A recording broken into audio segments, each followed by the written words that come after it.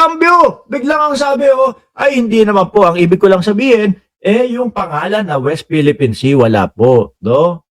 Ganon. Kasi hindi daw nakatala pa, mga kababayan. Tayo kasi mga bossing, kung tayo magpapatala, kumbaga, umpisahan natin. Na ito po, tawag namin doon sa na yan, is West Philippine Sea po talaga. No? Umpisahan natin ang ganon. Kung hindi pa, ano gusto ninyong palitan na pangalan? Yun po yung South China Sea. O bakit nyo papalitan ng pangalan ng yung South China Sea ng Ganun. Kung kayo nga ang tawag nyo South China Sea, tapos bigla nyo papalitan. Di po ba? Pero ito ang tanong dito. Papakita ko din po yung post ni Marcoleta tungkol po dyan. Ang tanong dyan, ano kaya ang pinag-usapan? Kasi ang sabi dito ni Rodante Marcoleta, mga bossing, opo, totoo po, no? Diyan sa comment section, si Rodante Marcoleta ba yun nangako ng 2,000 piso na kuryente libre na pag nanalo siya? Siya ho yun, no? Pero hindi, alam ko ho, madami sa inyo ang hindi bumoto kay Rodante Marcoleta dahil doon. No? Dahil alam ko, hindi naman kayo uto-uto. Mga DDS, yun ang mga nauto nito. No? Sabi ni Marcoleta, for cooperation, stability, and peace. Parang tayo pa yung no? Tayo, sandali lang ho mga bossing. Baka nakakalimutan nila na tayo naman po lagi. Yung pong kampo nila J. Tariela, mga tropa. No, nila J. Tariela, Commodore J. Tariela, yung mga Department of National Defense, etc. po, yung ating mga kasundaluhan, lagi lang po natahimik at lagi po kahit winawater cannon na tayo, nakikipag-usap po ng mapayapa. No? Para saan kaya yung cooperation, stability, and peace? Baka naman isinusuko niya na naman ang Pilipinas o ang West Philippine Sea dyan, ha? Kami nagtatanong lang. Kasi kung i-connect po natin dito, mga kababayan, sa litratong nakikita natin, na ipinost, siya naman mismo ang nag-post niyan, na ipinost, mga bossing, ni Rodante Marcoleta, pag kinonect mo yung there is no such as West Philippine Sea, ang mapapaisip po tayo, nako po. Baka ganun na nga ang nangyayari.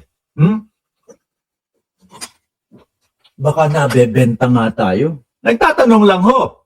Di ba? Pero sige, balik tayo. Basahin nga natin. Senator Rodante Marcoleta outline key priorities aim at improving Philippines-China relations, stability, expanding economic cooperation, energy transition, managing maritime dispute, and advancing green and technology-driven investment. In his discussion, Ambassador, in his discussion with the Chinese ambassador to the Philippines, H.E. Jing Xuan, Senator Marcoleta cited China's global leadership in renewable energy and large-scale grid modernization, drawing from China's Three Gorges experience. The senator expressed interest in adopting similar energy model to lower electricity cost and expand energy access in the Philippines. Siguro, sandali, no? Bakit hindi mo rektahin fokusan talaga yung mismong mo? Bakit parang iba yung focus mo? Yung panahon ng eleksyon, ang tatag, ang tindi ng pagkakasabi niya na 2,000 pababa, libre na. Di ba, Sir J. Timblique?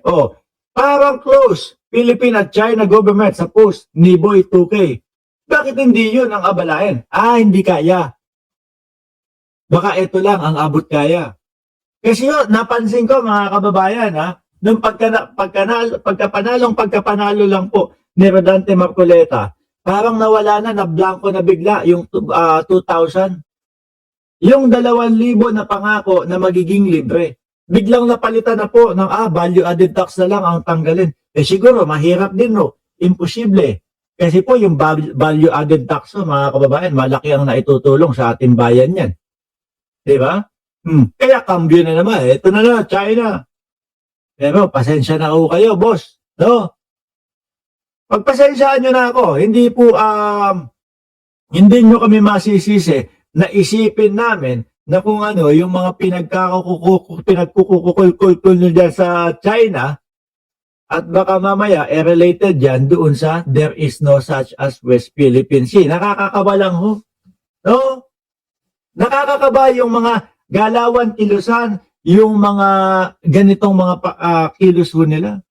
Pero mo, Robin Padilla, yung isa, yung si Robin Padilla naman.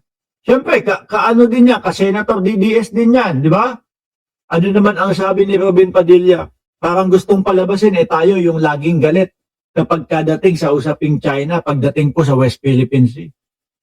Samantalang lagi po tayo, winawater cannon, pero ang laging tugon po natin sa kanila ay madiplomatikong mga pakikipag-usap po. Sabi nung Paulo Saison na kaibigan ko, pagod to, no? Siguro tumulong to doon sa food for ako United Nations Convention o UNCLOS, no? Sa Binoy, si Binoy ang expert. Babato ko itong mouse ko kung ano-ano Sa UNCLOS, si Binoy ang eksperto yan. Parang hindi nga alam ni Robin Padilla kung ano ang stand natin dyan sa West Philippine Sea. Sabi ni Ligaya Gonzalez, saan ka sa Tondo, Mark? Ramos, sa Tondo rin ako ipinanganak. Alam nyo kung saan? Natatandaan ko pa. Biro mo, 41 anyos na ako Pinanganak ako sa 1574 Franco Street, Tondo, Maynila. Corner yan ng corner yan ng Itong-Gatang at saka Pacheco. Dyan ako pinanganak. Ang tatay ko dati, jeepney driver ho, mga bossing. Yan, nakakamiss ang Tondo. Masaya dyan. Nako, kahit wala kang pera sa Tondo, pagka nagkasama-sama ang tropahan, nako, ang saya ho, mga bossing. Tapos, magsisimbang gabi. Pagka nagsimbang gabi, yung iba simbang gabi, yung iba simbang perya naman, tatawid doon sa peryahan at magko-color game na lang. Anyway, alisin ko na ho ito, mga kababayan. Grabe itong mga DDS talaga. Ay, nako. Ito pa, may isa pa ho, mga bossing. No? Huwag kayong huwag nyo aasarin yung mga DDS Kasi baka dito pa lang, ay mag-iyakan na. Galing po kami dyan sa Cayman Islands. Ay, hindi nyo ako binisita. Alam nyo ba kung binisita nyo ako at sinabi nyo na nandito kayo, binagbibigay po ako ng $500. Opo, $500 binibigyan ko. Kaya lang, hindi nyo sinabi. Wala na. Wala na. Sayang. Kung sinabi nyo, nandito kayo, binisita ko